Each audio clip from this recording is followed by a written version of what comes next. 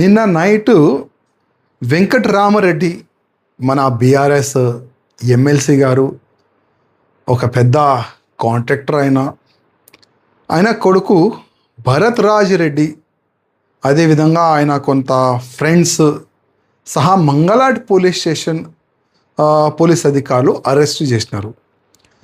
Arrest దేని గురించి చేసినారంటే drugs, ఆయన దొరికింది ఆయన దగ్గర డ్రగ్స్ అని ఆయనకి అరెస్ట్ చేసినారు. ఇప్పుడే పోలీస్ అధికారులకి నేను ఫోన్ చేసి మాట్లాడినా.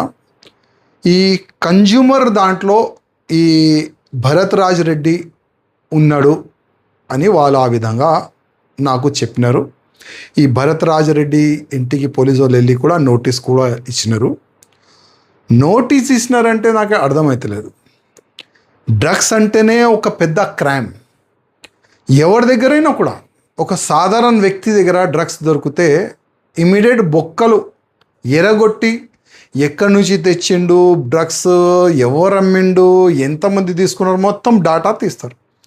కానీ ఒక విఐపి కొడుకు అంటే ఇమీడియట్గా ఇడ్సేస్తారా? ఇవాళ కేటీఆర్ గారు దీనిపైన ఎందుకు మాట్లాడతలేదు? గతంలో మా బండి సంజయ్ అన్న గారు కొడుకు విషయంలో ఓకే తప్పు చేసిండు, అరెస్ట్ అయ్యిండు, కోర్టు బెయిల్ కూడా ఇచ్చింది.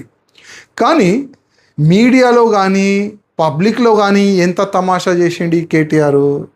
ఒక ఎపిసోడే నడిపించిండు టీవీ ఛానల్లో. ఇప్పుడు ఎందుకు నోరు మూసుకున్నావు చెప్పు కొద్దిగా. ఎందుకు ఈ కేసులో కాంగ్రెస్ వాళ్ళు సపోర్ట్ చేస్తున్నారు బ్యాక్ డోర్ నుంచి అర్థమైతే లేదు. నేను పోలీస్ అధికారులకి రిక్వెస్ట్ చేస్తున్నా, ఎవరిదైనా కొడుకు కానీ ఆయన విఐపి ఉండని, నార్మల్ పర్సన్ కొడుకు కూడా ఉండని, డ్రగ్స్ కేసులో ఒకవేళ ఆయన ఇన్వాల్వ్ ఉంటే ఇమ్మీడియట్ అరెస్ట్ చేయాలి. అసలు డ్రగ్స్ ఎక్కడి నుంచి వచ్చింది, దాని వెనుక ఎంతమంది ఉన్నారు, ఇంకా ఎంతమందికి అమ్మిండు, మొత్తం ఎంక్వైరీ ప్రజల ముందు పెట్టి ఈయనకి రిమాండ్ చేయాలని పోలీస్ అధికారులకి నేను రిక్వెస్ట్ చేస్తున్నా.